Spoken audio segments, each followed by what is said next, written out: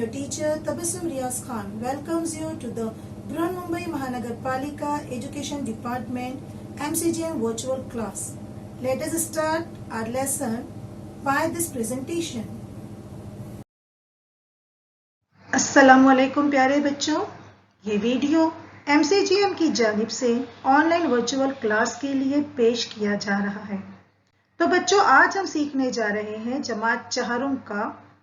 हमारा मजमून है माहौल का मुताला 1 EVS 1 और हमारे लेसन का नाम है लेसन नंबर 11 आइए जिस्म के अंदर देखें, a look inside the body. और मैं हूं आपकी बेटी मौलिमा तबस्सुम रियाज खान। तो चलिए शुरुआत करते हैं हमारे आज के लेसन की, जिसका नाम है आइए जिस्म के अंदर देखें, a look inside the body. ये है हमारा जिस्म, हमारा बॉडी, जिसका तंदुरुस्त हेल्दी होना बहुत जरूरी है। अब अगर हम कभी बीमार पड़ जाएं और हम डॉक्टर के पास जाएं, तो डॉक्टर हमारी पल्स रेट चेक करते हैं इस तरीके से। कभी आपने सोचा है कि इस तरह पल्स रेट चेक करके उन्हें क्या पता चलता है, वो क्या मालूम करते हैं? आप आईने के सामने खड़े रहिए और अपने आप को ऑब्जर्व कीजिए। आपको आपका सीना फूलता हुआ नजर आएगा। ऐसा क्यों होता है, कभी सोचा है आपने? नहीं ना?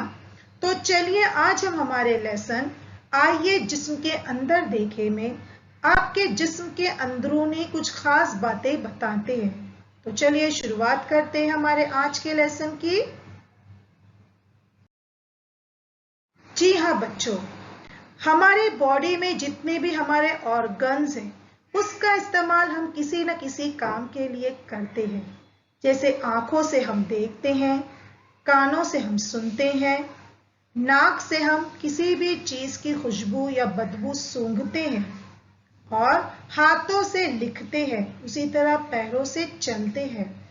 तो बच्चों, कोई भी एक स्पेशल काम करने के लिए हमारे जिस्म का कोई भी एक हिस्सा वो काम को अंजाम देता है, वो कहलाता है हमारे जिस्म का उज़ू, या जिसे हम ऑर्गन कहते हैं।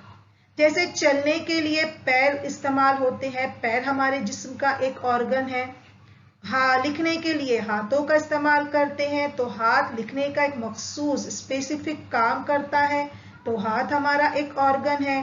सुनने के लिए हम कानों का इस्तेमाल करते हैं, तो कान हमारा एक ऑर्गन है। इसी तरह हमारे बॉडी का हर एक ऑर्गन अपना एक मखसूस काम करता है, तो उसे वो हमारी बॉडी का ऑर्गन कहलाता है। जैसे आंखें देखने का काम करती है, सुन तो नहीं सकती। मुंह से हम बोलने का काम करते हैं, हम देख तो नहीं सकते। यानी हमारे जिस्म का जो मखसूस स्पेसिफिक ऑर्गन जो स्पेसिफिक काम करता है, वो हमारे जिस्म का एक ऑर्गन या उज़ू कहलाता है। अब देखिए, ये है हमारे जिस्म के एक्सटर्नल ऑर्गन्स यानी बैरूनी आज़ा। बैरूनी आज़ा कौन से होते हैं?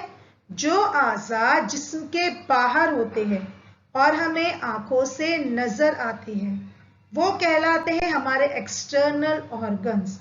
जैसे आंख, नाक, मुंह, पैर, घुटना यानी नीज, हमारे फुट, लेग्स, हमारी एल्बोज, हमारा हैंड, हमारे फिंगर्स, हमारे ईयर्स, हमारा फेस, ये हमें खुली आंखों से नजर आते हैं। इसीलिए ये हमारी बॉडी के बाहर होते हैं, इसीलिए हम इन्हें एक्सटर्नल ऑर्गन्स या बैरूनी आज़ा कहते हैं। इन एक्सटर्नल ऑर्गन्स में कुछ ऑर्गन्स ऐसे होते हैं जिन्हें हम सेंसरी ऑर्गन्स या हिस्सी आज़ा कहते हैं। अब ये हिस्सी आज़ा क्या है? जिन एक्सटर्नल ऑर्गन से हमें एतराफ के हालात का इल्म होता है, हमें कुछ फीलिंग होती है, हमें एहसास होता है, उन्हें हम हिस्सी आज़ा कहते हैं। जिनकी वजह से हमें सराउंडिंग्स के बारे में पता चलता है कि वहां पर क्या हो रहा है, कैसे हो रहा है। जैसे आंखों की मदद से हम देखकर अपने एतराफ के हालात का इल्म हासिल करते हैं कि हमारी सराउंडिंग में क्या चल रहा है। नाक से हम सूंघकर महसूस करते हैं अच्छी या बुरी स्मेल को। कानों से हम आवाजें सुनते हैं तो हमें आसपास की आवाजों का इल्म होता है। हमारे मुंह से, हमारी जबान से, जो हमारा हिस्से ऑर्गन है, तो हमारी जबान से हम मुख्तलिफ टेस्ट को महसूस करते हैं, हमें उसका टेस्ट का नॉलेज मिलता है, इल्म होता है।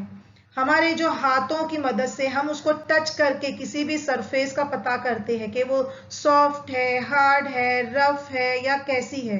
तो ये जो ऑर्गन्स हैं जिनसे हमें हमारे सराउंडिंग का पता चलता है, वो हमारे सेंसरी ऑर्गन्स या हिस्सी आज़ा कहलाते हैं।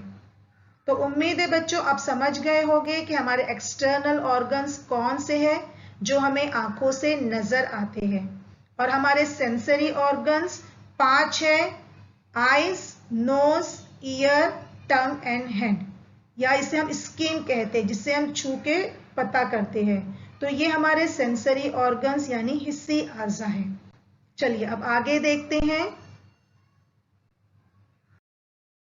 इस तरह हमारे एक्सटर्नल ऑर्गन्स और सेंसरी ऑर्गन्स के बारे में आपने देखे।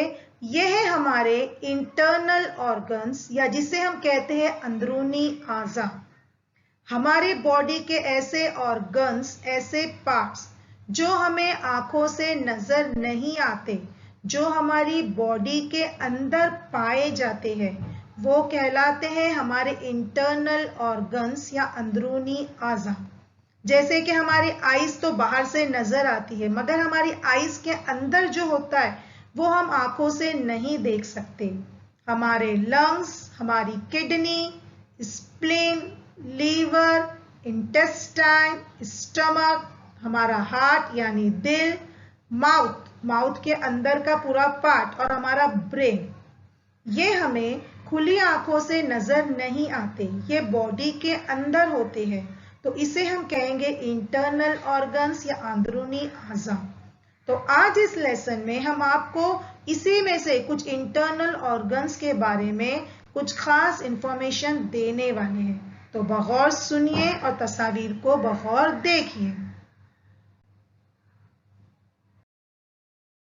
जी हाँ बच्चों, आप रोजाना दिन में कई काम हम पूरा दिन महसूस करते हैं जो आपकी बॉडी में हमेशा होते रहता है, जैसे सांस का लेना, सांस का छोड़ना, जिसे हम रेस्पिरेटरी सिस्टम भी कहते हैं, सांस लेने का अमल, अमले तनफ्फुस। उसके अलावा हमारी बॉडी में खून का दौरान, ब्लड सर्कुलेशन हमेशा चलते रहता है, कभी बंद नहीं होता। इसके अलावा हमारी बॉडी में ग़िज़ा का हजम होना यानी डाइजेशन का अमल भी हमेशा चलते रहता है। तो ये हमारी बॉडी में कुछ अमल है जो कंटिन्यू हमारी बॉडी में चलते रहते हैं: ब्लड सर्कुलेशन, डाइजेशन सिस्टम और हमारा रेस्पिरेशन सिस्टम। ये कौन करता है? ये करते हैं हमारी बॉडी के कुछ इंटरनल ऑर्गन्स, जिसके नाम अभी हमने आपको बताए। तो चलिए उन इंटरनल ऑर्गन्स और उनके कामों के मुतालिक इंफॉर्मेशन हासिल करते हैं। लेकिन उससे पहले हम अपनी बॉडी का स्ट्रक्चर देखते हैं।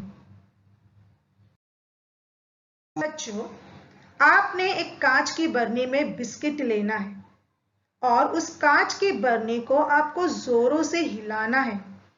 आप क्या देखोगे?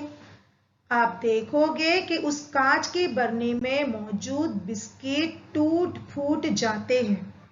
जबकि अगर आप बिस्किट का पैकेट लो और उसे किसी भी तरीके से हिलाओ, तो आप देखोगे कि बिस्किट का पैकेट के अंदर के बिस्किट बिल्कुल उसी तरह आपको नजर आएंगे, वो बिल्कुल नहीं टूटेंगे। तो ऐसा क्यों हुआ? हमारी बॉडी का सिस्टम भी कुछ ऐसा ही है। हमारी बॉडी के सिस्टम के बारे में अभी हम आपको बताते हैं। हाँ बच्चों, अब हम आपको बताते हैं हमारी बॉडी का स्ट्रक्चर या जिस्म की बनावट। ये है हमारी बॉडी का स्ट्रक्चर। हमारी बॉडी को इस तरीके से बनाया गया है कि हम से कितनी भी हरकत दे, हम कैसा भी हिले डुले, मगर हमारे बॉडी के इंटरनल ऑर्गन्स अपनी जगह से नहीं हिलते। जिस तरह बिस्किट के पैकेट के अंदर रखे हुए बिस्किट उसे हिलाने पर भी नहीं हिलते, नहीं टूटते, बिल्कुल उसी तरह हमारी बॉडी के इंटरनल ऑर्गन्स भी कितना भी हम हिलाए डुलाए, ये बिल्कुल अपनी जगह से नहीं हिलते। क्यों नहीं हिलते? क्योंकि हमारी बॉडी के हर इंटरनल ऑर्गन्स में कुछ स्पेस होता है, खला होता है, जिसकी वजह से वो हरकत करने पर भी एक दूसरे से नहीं टकराते, अपनी जगह से नहीं हिलते। तो हमारी बॉडी के जो है 4 पार्ट्स है। सबसे पहला पार्ट ऊपर का है, सर का हिस्सा, जिसे सर का खाना कहा जाता है। ये हमारी बॉडी का सबसे ऊपरी पार्ट है, ठीक है, जिसे हम सर का खाना कहते हैं। इसके अलावा ये सर का हिस्सा है और इसके बाद है ये हमारे धड़ का हिस्सा, यानी इसे हम टॉर्सो कहते हैं। बॉडी को हम 2 पार्ट में बांटते हैं, ये है हेड का और यह है टॉर्सो यानी धड़। धड़ में शामिल होता है हमारा सीना, हमारा पेट, हमारी पीठ। तो सबसे पहले हमने देखा सर का हिस्सा, जिसे हम सर का खाना कहते हैं, उसमें स्पेस होता है, जिसकी वजह से हमारा दिमाग जो है जगह से नहीं हिलता। उसके बाद हमारा जो टॉर्सो है, जो हमारा धड़ का हिस्सा है, उसको 3 हिस्सों में बांटा गया है। सबसे पहला हिस्सा है सीने का खाना, जो कहलाता है हमारी बॉडी का थोरेसिक कैविटी पार्ट, जिसे हम थोरेसिक कैविटी इंग्लिश में कहते हैं, सीने का खाना, ये वाला हिस्सा। उसके बाद थोड़ी स्पेस के बाद में उसका सेकेंड पार्ट होता है, वो कहलाता है निचले पेट का खाना, एब्डोमिनल कैविटी। और उसके बाद जो सबसे आखिरी हिस्सा होता है, जो कमर का खला होता है, जिसे हम निचला पेट का खाना कहते हैं, पेल्विक कैविटी। तो हमारी बॉडी का स्ट्रक्चर को इस तरह तरतीब दिया गया है कि उनमें हर एक में गैप है, जिसकी वजह से वो अपनी जगह से नहीं हिलते। पहला है सर का खाना, क्रैनियल कैविटी। दूसरा है सीने का खाना, थोरेसिक कैविटी। तीसरा है निचले पेट का खाना यानी एब्डोमिनल कैविटी। चौथा है कमर का खला या निचले पेट का खाना, जिसे हम कहते हैं पेल्विक कैविटी। तो यही वजह है कि हमारी बॉडी को हम कितनी भी हरकत दे, बॉडी हमारे इंटरनल पार्ट्स अपनी जगह से नहीं हिलते। बच्चों, अब हम आपको अपने इंटरनल पार्ट गिजा के नाली यानी ओएसोफेगस के बारे में मालूमात दें।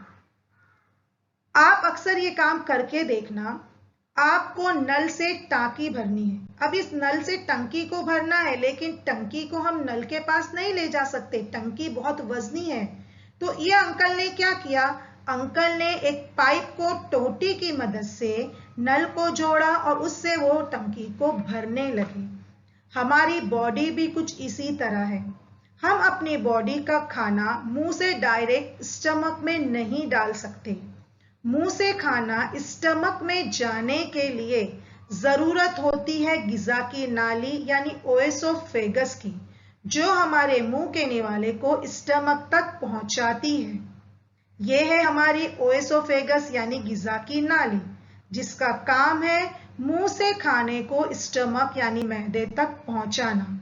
अब ये अमल किस तरह अंजाम होता है, इसमें आप देखिए, ये छोटी सी तस्वीर में देखिए किस तरह निवाला हमारे स्टमक में जा रहा है, हमारे मुंह से होते हुए। यह हमारी ओएसोफेगस, ओएसोफेगस यानी गिजा की नाली से होते हुए हमारे स्टमक तक जा रहा है। तो गिजा की नाली का यही काम है, गिजा को, हमारे मुंह के निवाले को स्टमक यानी मैदे तक पहुंचाना। चलिए अब जानते हैं दूसरे इंटरनल ऑर्गन्स के बारे में। जी हाँ, यह है हमारा दूसरा इंटरनल ऑर्गन, जिसे हम दिल यानी हार्ट कहते हैं। दिल हमारे जिस्म का एक बहुत ही इंपॉर्टेंट, अहम और नाजुक हिस्सा होता है। यह है हमारा दिल, जो कंटिन्यू आपको पंप होता हुआ महसूस होता है। हमारे जिस्म में खून होता है। जब हम सांस लेते हैं तो हवा हमारे जिस्म में दाखिल होती है और खून को उस पूरे जिस्म में पहुंचाने का काम हमारा दिल करता है। इसी के साथ साथ हम जो ग़िज़ा खाते हैं उस ग़िज़ा के हजम होने के बाद उसके जितने भी विटामिन्स प्रोटीन्स हैं उनको पहुंचाने का काम भी हमारा दिल ही खून के जरिए करता है। हमारे दिल हमेशा पंप होता है, वो खून को पंप करके पूरी बॉडी में पहुंचाता है।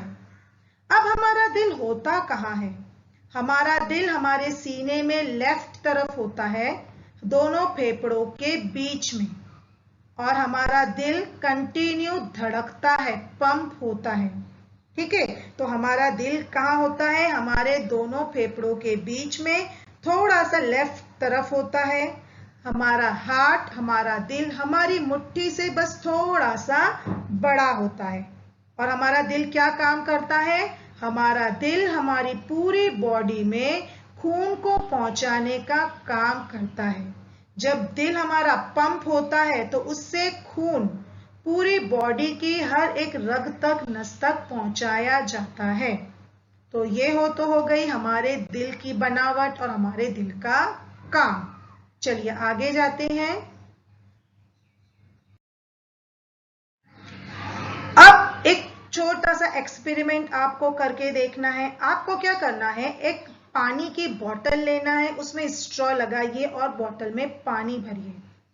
जब आप बोतल को प्रेस करोगे तो उस स्ट्रॉ में से पानी फुल स्पीड में, पिचकारी की तरह फुल स्पीड में बाहर आएगा। जैसे आपको ये जो है लड़की करते हुए नजर आ रही है, ये आपके टेक्स्ट बुक में है, आप इसे जरूर करके देखिए। हमारे दिल का भी कुछ यही काम है। हमारा दिल इसी तरह पूरी जोर से पंप करता है, और जब हमारा दिल पंप करता है तो ब्लड जिस तरह पानी बोतल में से स्पीड में बाहर आता है, हर जगह फैलता है, बिल्कुल उसी तरह दिल पे पंप करने से हमारा जो दिल में जो खून है वो हमारी बॉडी में इसी तरह जोर से बाहर फेंका जाता है, और वो खून, ब्लड पूरी बॉडी में सर्कुलेट होता है।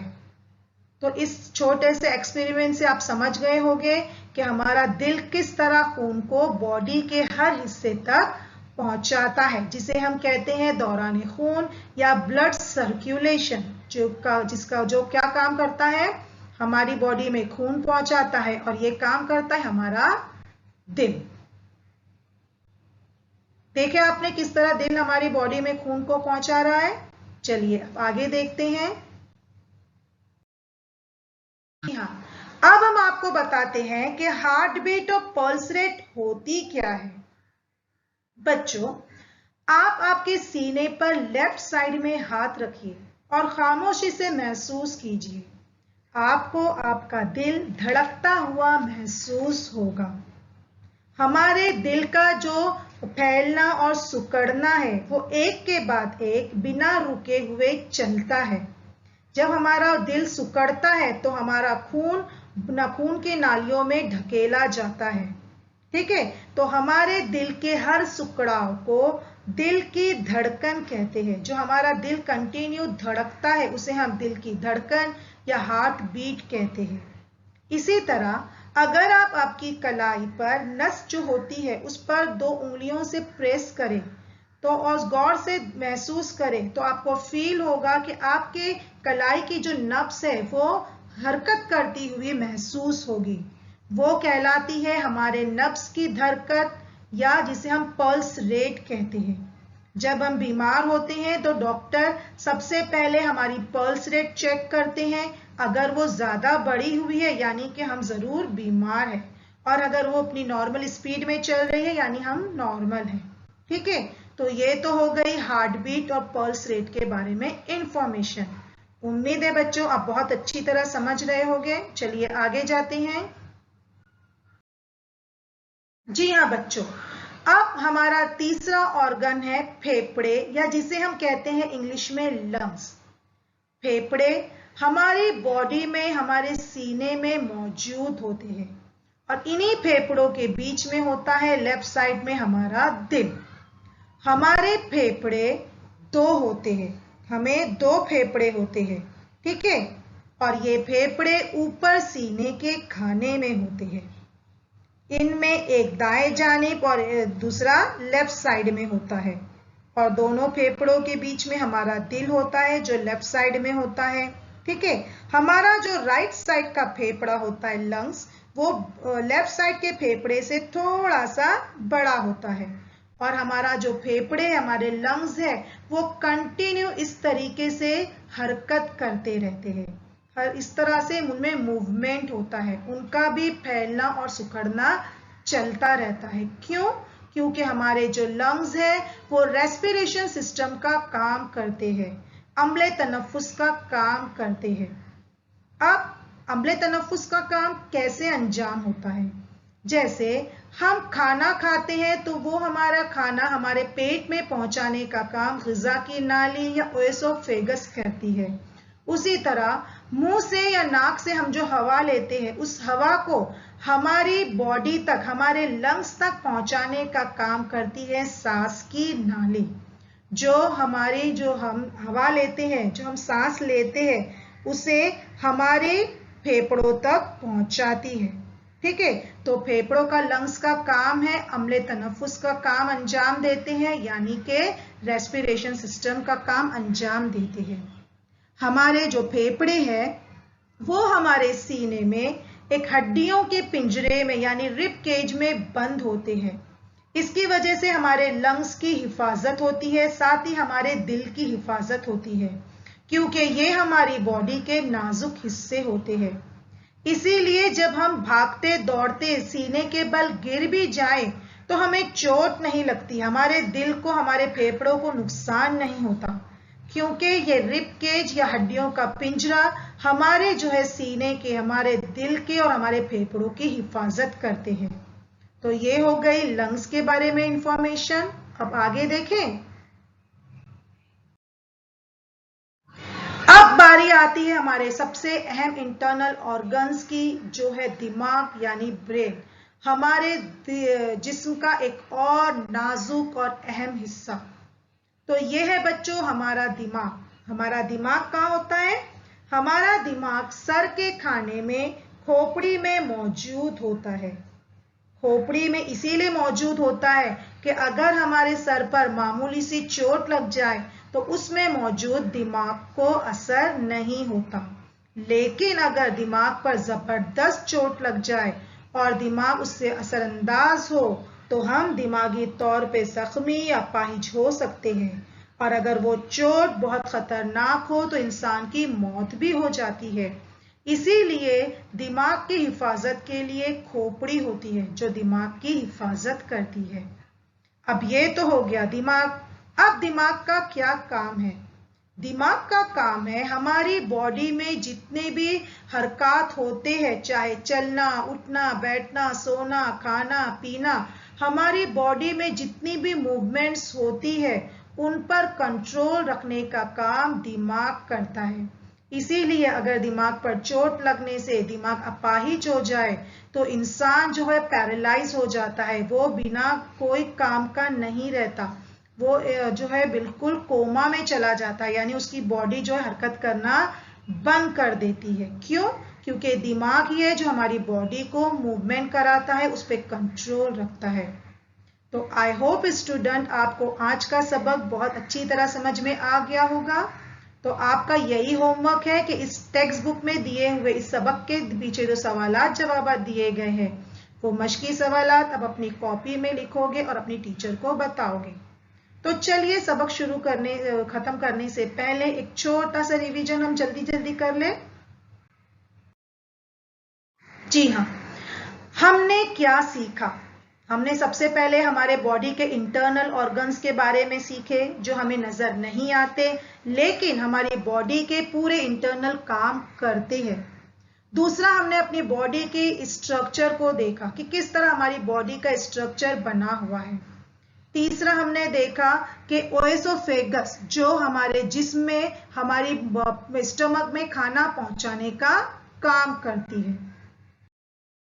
इसके बाद हमने देखा किस तरह दिल प्रेशर पंप करता है और हमारे जिस्म को, पूरे जिस्म में हमारे खून को पहुंचाता है, और हमारे दिल का सिकुड़ना कहलाता है दिल की धड़कन।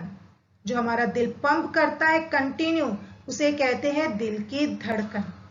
उसी तरह हमने हमारे लंग्स के बारे में देखा, किस तरह हमारे जिस्म में हवा पहुंचाने का काम सांस की नाली करती है, जो हमारे फेफड़े में उस हवा को पहुंचाती है, और हमारे लंग्स के बारे में अपने मालूमात हासिल की।